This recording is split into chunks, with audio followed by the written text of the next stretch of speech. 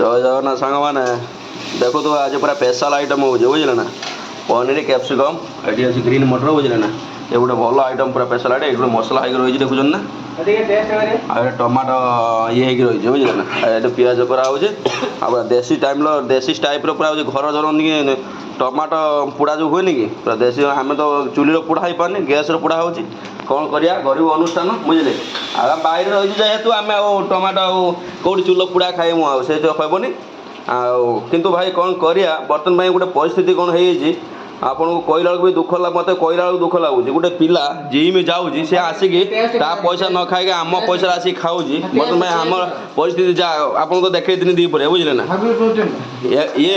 निज पैसा खाऊनी केवल पर पैसा खाऊँ बुझे ना आप देख छुआ चिनी रखिदे बुझे ना किंतु से मसाला काढ़ी वीडियो करके देखा आपको बुझे ना किंतु अंडा दिन को 8टा खाऊँ किंतु से पनीर खाऊनी बुझे ना ये कौन कह आपण मैंने निश्चित कमेंट जन बुझे ना ये पिलाटा मत डोंट लाइक दिस बुझे ना ये बर्तन में खाऊ खाऊ बर्तन में 50 ग्राम को 60 ग्राम खंड पनीर खाई सारा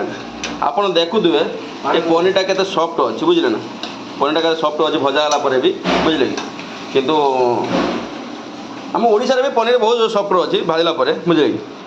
आपण देखुए आपण मान जो मैंने पनीर पसंद निश्चित कमेंट जन बुझे ना ये पूरा किंतु आम जो देसी पनीर हुए कि देसी पनीर आम ये नहीं आसलु बुझे कि किंतु 2टा पनीर की आम आनलु जो देसी पनीर अधे किलो आणनु अधे किलो बर्तन पर 320 टका ना बुझे 320 टका ना बर्तन में बुझे कि आप देखुए आप आम आड़े केते टका अच्छी पनीर आप कहिए मत कमेंट रे बुझे कि रही जय जगन्नाथ सांग मैंने सुंदर लाल है तकाटा के सुंदर लगुच ऊपर धनिया पत्र मारदे बुझे देखिपे